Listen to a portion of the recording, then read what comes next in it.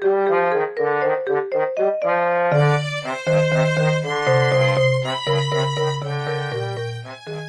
gamers. I'm Bedroth. And I'm Shootkapow. And you're listening to Very Good Music, a VGM podcast.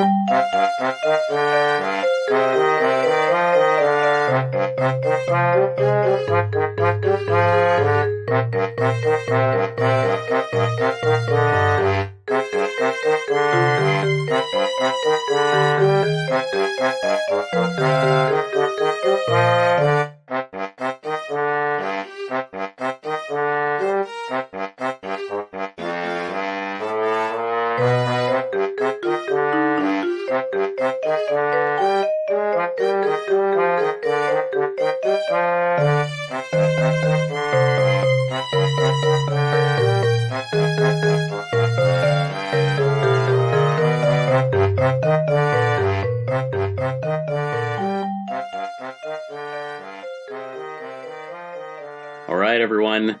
Welcome back to the show. Thank you so much for joining us. Shootkapow, thank you for joining me once again. I mean, I am the co-host, so... Yeah, I guess that would make sense. And the song that you all heard playing in is actually not from a game that has been published. It is, well, we'll probably get into that a little bit as we go through this bonus episode. You're listening to bonus episode 9, which is going to feature some of our own compositions, Shootkapow's and mine. Shootkapow is a much more prolific composer than I am. I do have a handful of songs that I have composed that I am pretty proud of. I think they're pretty good, and I'll talk a little bit more about their composition and kind of the impetus of that. But first, Shootkapow, do you want to talk a little about that track that we opened with? Yeah. That was Anti-Chronon bass, and I sure did compose that. And what did you compose it for? I composed it for a little project that RJ is working on called Aura, the Protectors of Time. Mm-hmm. Just sort of like a little personal mother-themed RPG. Okay. And what type of area is Chronon Base designed to play in? Anti-Chronon Base. Anti-Chronon Base, sorry. They're called the Anti-Chronons because I'm pretty sure their main goal is sort of like to summon this world-ending thing called the Void, which we'll get into later. Okay. That's basically going to destroy the world. Okay, and sounds like destroy time itself? Yeah. So that's kind of like Team Galactic, except they don't have plans to rebuild a new world. They just want to destroy everything. Yeah. Okay. Wow. Because they're a cult. Well, there you go. Okay. Well, that was really cool. Reminiscent of some creepy Kirkhope tunes, I think. Would you say you took some inspiration from that? Yeah, I take inspiration from Grant Kirkhope. Okay. Well, I think that the way that we're going to do this, each of us brought 7 songs today. Shootkapow brought the play-in track, as you just heard, and we each brought 6 tracks. We're going to feature in blocks of 3, and then I'm going to be bringing the play-out track and our blooper reel music. So I will go ahead and start us off. I wasn't composing for a game that actually was going to come to fruition, but a few years ago I decided I wanted to try my hand at composing in some kind of sheet music software again. When I was in college, I did some compositions for class in a program called Finale, and I looked for something similar to that. Basically, you can write music the way that you would see it, if you've ever been in band or choir or piano with the notes on the staff, and you can just pick your instruments, put the notes where you want them. You can add dynamics and ties and pick up notes and all kinds of little things like that, and I just decided I would jump back in. And the first thing I worked on is an update to a song that I actually composed back in college for the band fraternity that I was in, Kappa Kappa Psi, put on an original compositions concert, and I decided I wanted to write something for it to play on the xylophone. And so I called it My Little Rondo back then, and I didn't know a rondo from a hole in the ground. I still don't know if it would qualify as one, but I adapted it, and then I thought, you know what, I want to write some more stuff, but I need some inspiration. I'm going to come up with a game, like, in my head, and then I'm going to compose music for some different parts of that game. And what was My Little Rondo became the title theme to this game. I'll talk about the game a little more when we come back, but the first three songs we're going to listen to are the title theme and map screen from the game Three Friends.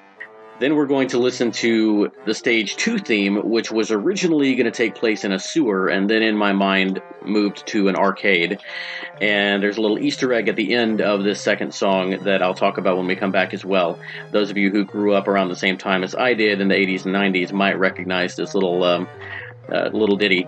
And then the third song you're going to hear is called Fun Park, and it was Stage 3. And Shootkapow has heard these songs before, quite a few times. It's been a while, though, so I'm really interested in hearing Shoot's response to them. But, so here we go. We're going to listen to the title screen and map theme, and then the arcade stage music, and then the Fun Park music from the fictional, well, the non-existent game, Three Friends.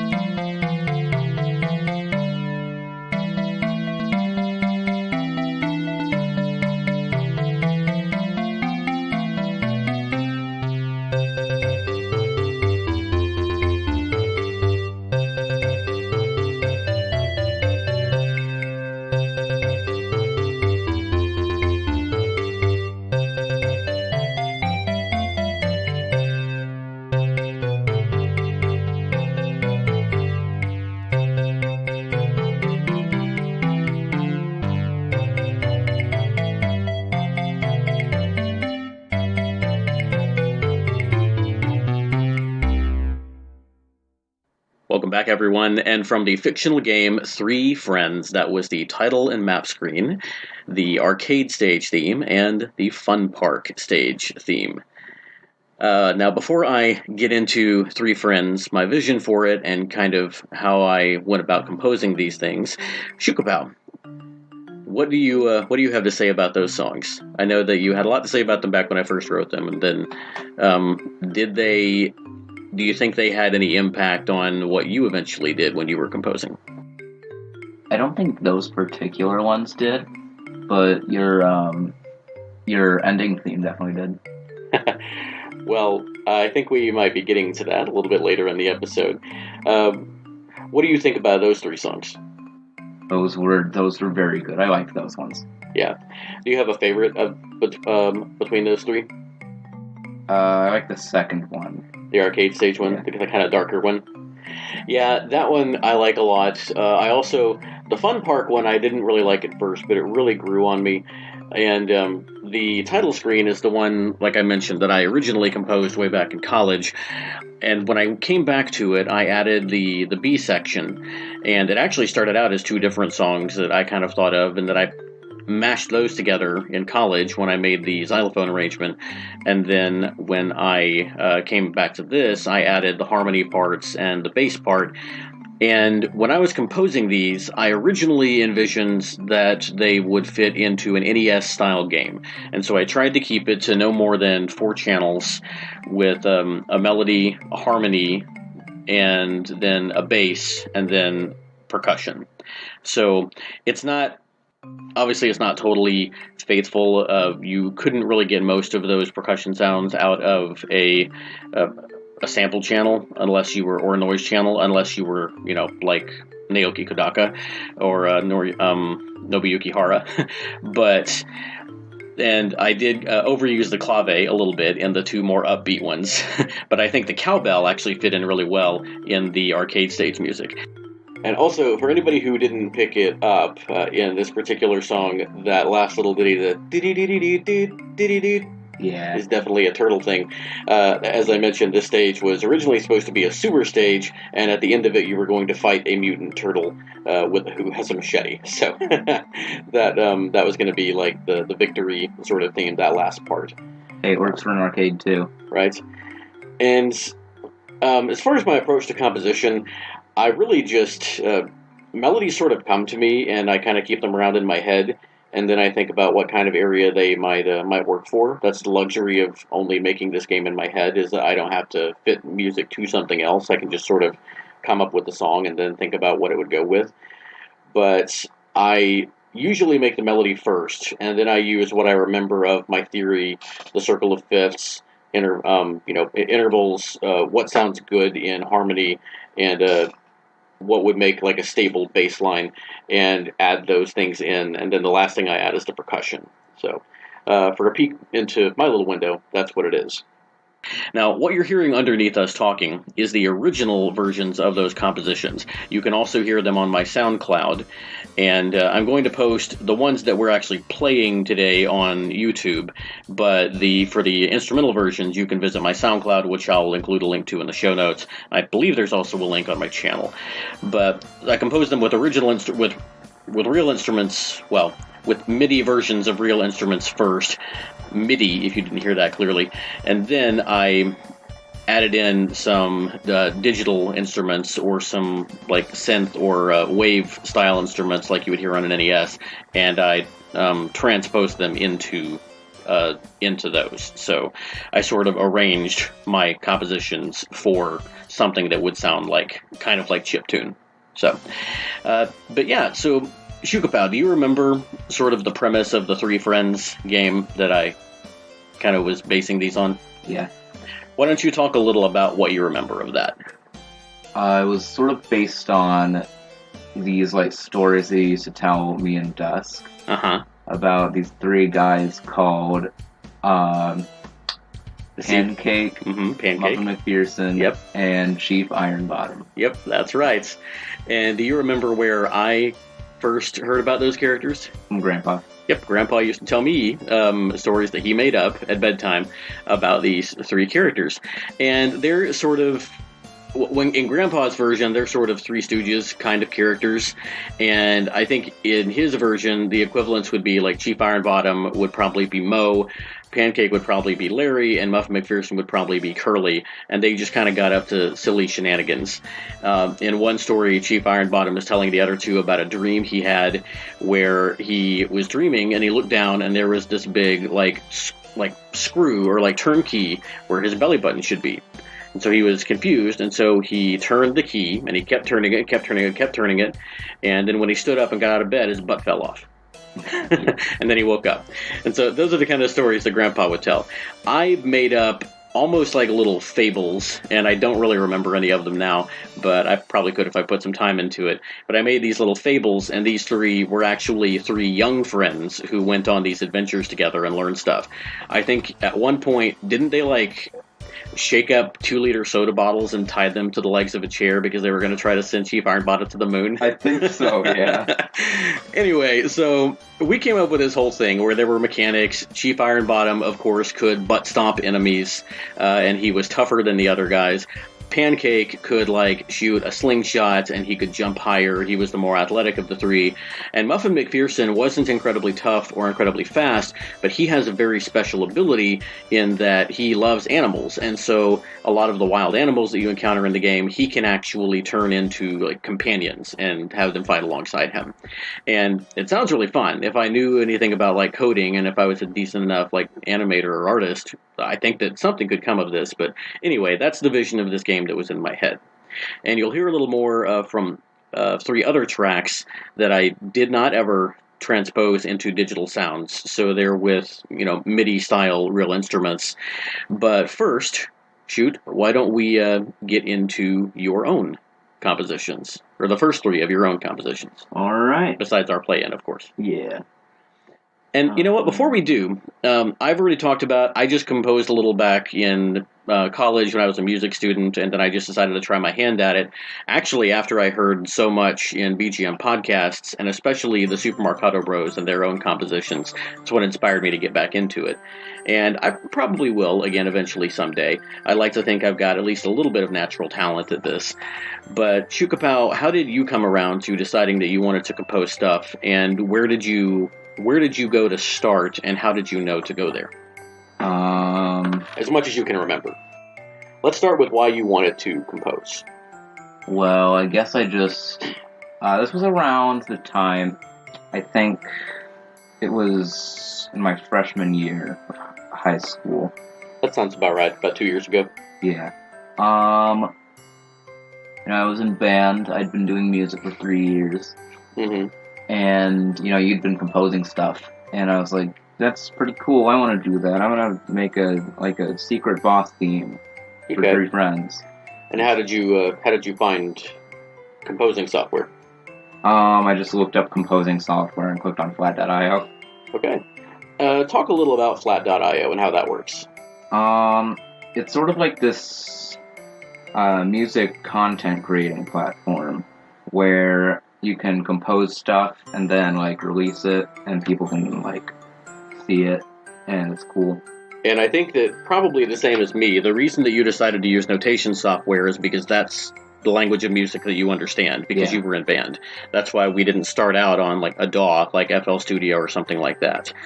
We are sort of slowly starting to learn our way into that, and I think that at least in flat.io, you can export individual parts, and so hopefully, we're hoping that we can export some of that into FL and start learning how to turn them into real instruments, and then we'll get some instrument packs. But anybody out there can maybe give us some tips on this, or wants to conference with us and give us a tutorial on how to move stuff into FL. I believe that Ryan actually did that with one of your compositions. He moved it into a DAW and basically HDified it. But okay, cool. And so you started out with a sort of secret boss theme for 3 friends, but then you started branching out into your own stuff, and now, of course, you're working on the game with RJ. Yeah. What are you going to play for us as your first block of 3 tracks? I think I'm going to start out with my 3 that I have for Aura, besides Anti-Chronon bass. Okay. So I'm going to be playing Final Caverns, Newer York, and Last Stand and the Void.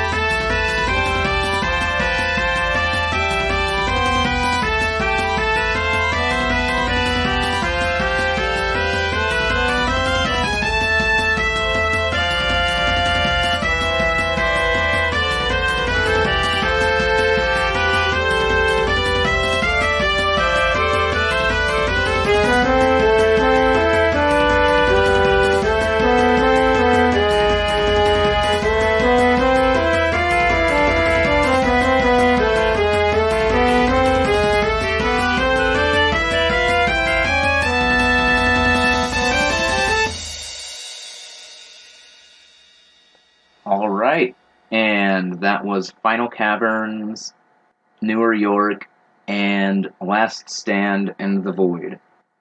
And this is from the fan game that is still currently in development, Aura.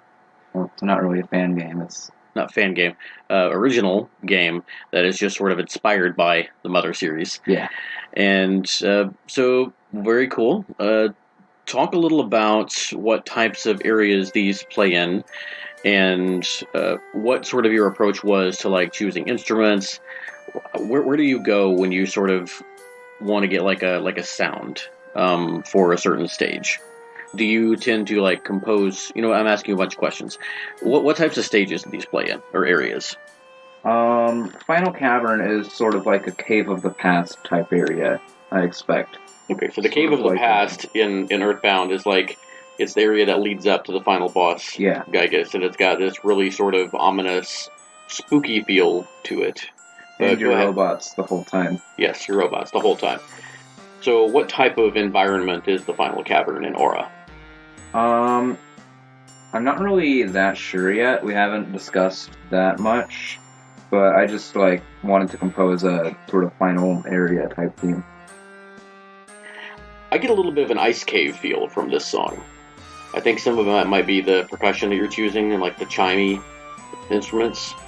There is sort of an idea, maybe because the Anti-Chronons are getting so close to releasing the Void, everything's getting super cold around the world, and there's this area is so cold that you have to have some sort of special protection to go near it. One of the theories of the end of the universe, and I'm going to totally butcher this because I'm I'm not an astronomer or cosmologist, but is the idea of entropic heat death. Entropy is basically, in layman's terms, the slow deterioration of reality. And entropic heat death is when everything deteriorates to the point where there is no longer heat in the universe, and that will precede an implosion back into a new singularity that will then become a new Big Bang.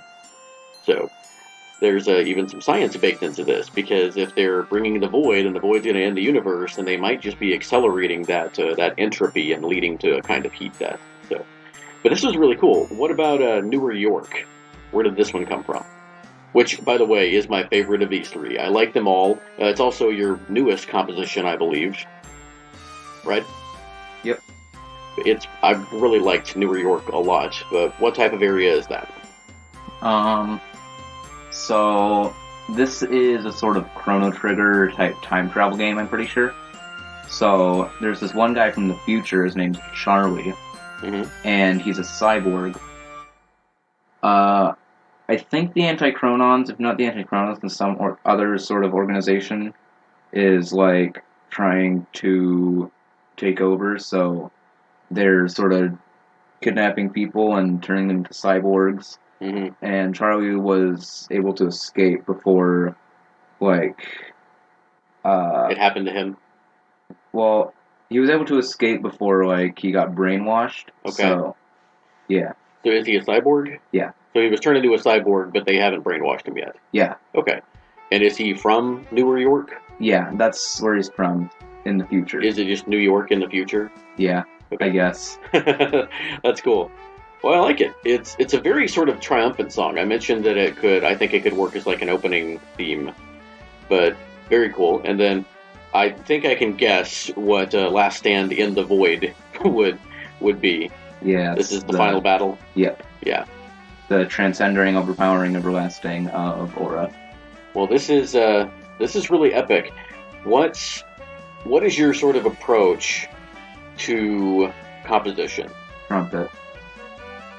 I'm not kidding, 2/3 of my songs have trumpet in them. So picking instruments, you kind of go with what you know, what you like from other songs, and what you're familiar with. How do you have any idea where your melodies come from?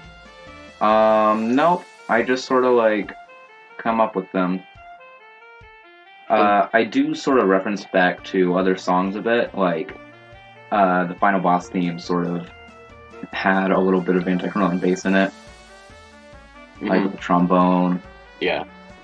So your melodies just sort of come from the ether. It's sort of like they find you, you don't find them. Yep. Do you tend to compose all the parts at once, or do you like add a main line and then you go back in and add like counter melody or harmony or whatever else have you?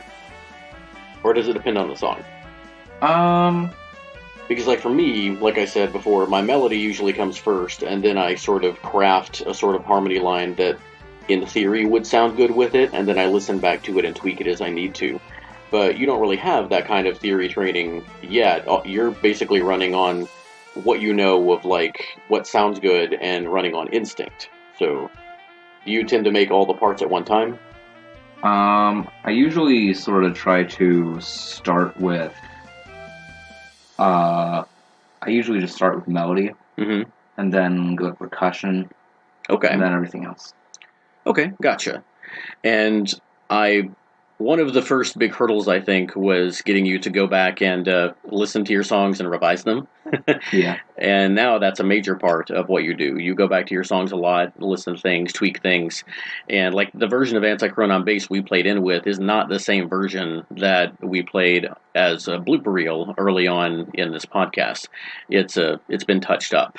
And I think the next big step in your development is going to be probably either through YouTube or through some classes, like learning some theory, getting some ideas about why things historically have sounded good, and then also being able to sort of subvert that and use it in service of your original sound.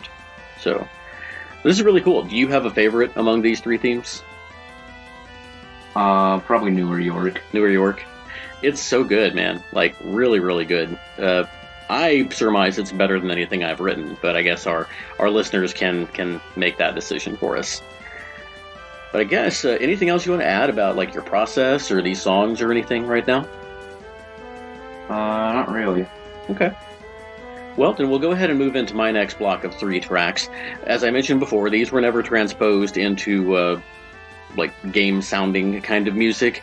It is all MIDI, and these are two area themes, and then what was originally going to be the boss theme of that arcade stage you heard, but now in my head is sort of a final boss theme. So you're going to listen to Sylvan Dance, which is the forest stage music. Then you're going to listen to Thunder Elemental, which was originally going to be a boss theme, and now it's sort of, I don't know, in my mind it's like a dark, stormy stage with lots of like danger going on and lightning and stuff like that. And then you're going to hear the final boss theme, which is really short and has almost kind of a Devo sound to it, for those of you who know what that is. And it does sound more digital, more synthy, more electronic. So once again, Sylvan Dance, Thunder Elemental, and Final Boss.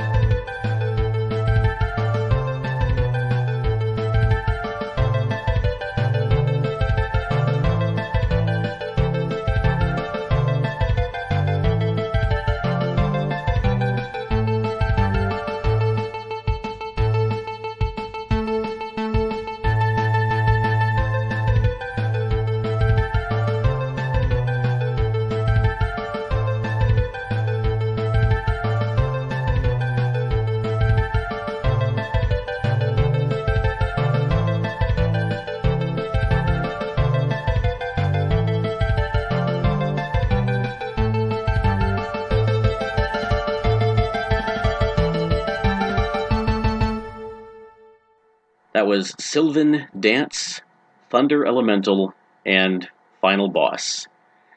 And these are really three of my favorites. Thunder Elemental, I really need to go back to at some point and sort of clean up and flesh out a little bit more, but it's just so fun. Like, I don't know where that melody, that do do do do do do do do do do do do came from. They're definitely, I think, now that I know it more, there's a lot of Undertale in that, so I may have been influenced by like some Bone Trousel and some Megalovania or something, but that one, there are a lot of good ideas in there that I think need to be fleshed out. That arcade boss theme is just it's intense. It's cool. It sounds really cool, I think. But Sylvan Dance is probably my favorite of my own compositions. I feel like it's really sophisticated. In very loose terms, it's kind of a fugue, which is Bach was famous for these. I think he may have originated the structure. But in a fugue, you basically have an instrument that plays a part, and then it goes on to a B part, and another instrument plays the A part, and then that one goes on, and it just sort of goes in this cycle. Well, in this one, I wanted to go with what I thought would sound like traditional sort of Celtic or Gaelic instruments, and something that they would have had back in old times before a lot of newer instruments were invented. So you've got tambourine and skin drum for the percussion, and then your three lead voices are a lute, a fiddle, and a flute. And so a plucked instrument, a bowed instrument, and then a woodwind. And they each get a chance to shine. Of course, it comes in just sparse with the strum, and it sort of leads into it. And then at the end, I bring them all together to each play one of their rounds at the same time. And I was really, really proud of this one. I like it a lot. But what do you think of these three tracks? Yes, those are also very good. Well, it's a good thing we're playing very good music on our Very Good Music podcast. So yep. We don't pretend to be on the same level as these giants like Yuzo Koshiro and Grant Kirkhope and Yoko Shimomura, because we just don't have the experience. But I think we've got some raw talent going on here. Do you have a favorite among these three? Probably Sylvan Dance. Oh yeah. I think it's the most complete of these three, especially. And yeah, definitely my favorite of my own compositions. Once again, all three of these could technically be translated, I think, into something with only 5 parts, like an NES soundtrack. And I do think eventually I would like to do something like that. If I ever come across anybody who actually wants to make my game, then maybe I can brush these up. Tragically, MuseScore was it was something I had to wipe from my old laptop just to make room for other things like regular updates, because it was not a good computer. I have a much better one now, thanks to Prof. Jeff, our benefactor. And so I may be able at some point to put these back into some kind of notation software. I don't know how feasible it would be to get them into a DAW and separate the parts. I feel like it would take some doing. I could always, I guess, reconstruct it by ear, but the prospect of doing that is one of the things that's kept me from going back to it. So, but still, even if I don't ever make anything else, I'm pretty proud of these 7 or 8 tracks that y'all are going to hear from me today. And we would love to hear from y'all as well about these things. I'll talk a little more about that when we're done, but for now, I think it's time to move into your next 3 tracks, Shootkapow. All right. I guess these are actually going to be the last 3 of your 7 for the episode, so what are you going to give us? I'm going to play Circuit Man Stage, Trainer Battle, and Swamp Man Stage. All right. Well, we'll talk about those when we get back. I'm excited to do that. Circuit Man, Trainer Battle, and Swamp Man. Let's get into it.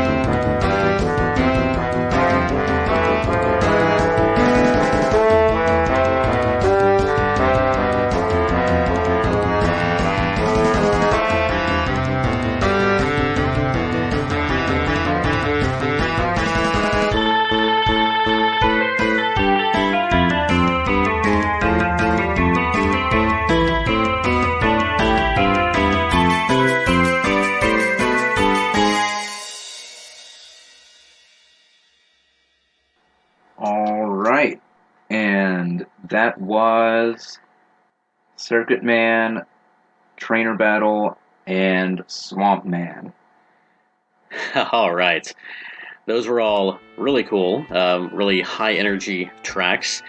And those names, or the naming conventions, may sound a little bit familiar to some of our listeners. Why don't you go ahead and talk a little about, let's go with this Circuit Man first. What is this project that you're working on, and then how did you approach the composition of Circuit Man's theme? So I just basically decided to compose Mega Man music. Do you want to say what the 8 Robot Masters are that you're composing for, or do you want to wait until they come out and people can find out? Well, so far I have Midnight Man, Swamp Man, and Circuit Man. Okay. And I haven't really decided much on the other 2.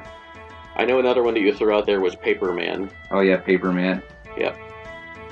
And I feel like there Mailman. What? Mailman. Mailman. Yep. Well, we have Fireman. We don't have Policeman. I could do that. So yeah, there's some different things you could do there, and we've talked about some other stuff. I don't think there's a Smoke Man. That's one you could do. How did you come up with sort of the musical ideas that you used for Circuit Man's stage?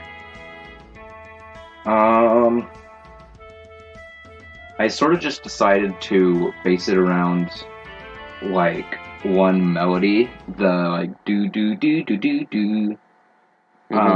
Because of, the circuit. It's supposed to be sort of like a circuit. It follows like a pattern, and it keeps... Yeah. Yeah, gotcha. Okay, cool. Do you feel like there's something sort of technological sounding about this track or the instruments you picked? I guess the electric guitar. Okay, yeah. All right, that works. And then... we can go ahead and talk about Swamp Man, since we're already on this topic. How did you approach Swamp Man's theme? Gave it a bunch of like low instruments like trombone and bari sax. Cool. Which also feature in things like jazz and swing, which originated in the Mississippi Delta area of the United States, which is part of the southeastern swamp region. So maybe some... I don't know if you knew that, or maybe if it's inadvertent, but you had seen The Princess and the Frog, so you know that they have that style of music there. How else? What about the musical idea? Do you feel like it's particularly swampy, and if so, then in what way? I guess I just composed it. Okay, cool. Now talk about this trainer battle theme. So I just decided to compose Pokemon music. All right. Well, that's really cool. That's something that I've already mentioned the Super Marcato Bros, but that's something that they do. They have at least one Mega Man soundtrack. They have released 2 of a 3-part album series with music that is inspired by The Legend of Zelda. They have a Mario-style one, a Kirby-style one, and Carl specifically has released several albums of Sonic-esque music, which are basically Genesis-style new compositions for Sonic stages. He actually recently announced that he is going to be releasing the 5th of these soon. So any fans of those kind of homage types of music, definitely look out for that.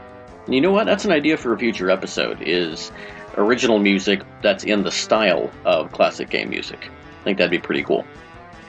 But yeah, this was really cool, and we do have, like I said, a couple more tracks, our play out and then our blooper reel. Apologies to Skeletroy, our theme song guy, who really has been pulling out all the stops lately, helped us out immensely in our Doom episode. I forgot to mention that in the actual audio of that episode, but Skeletroy actually arranged the intro and the outro for that, which are the 2 different versions of the theme song, which he originally composed, and he made those arrangements sound sort of doomy, was the word I used for when I described it to him.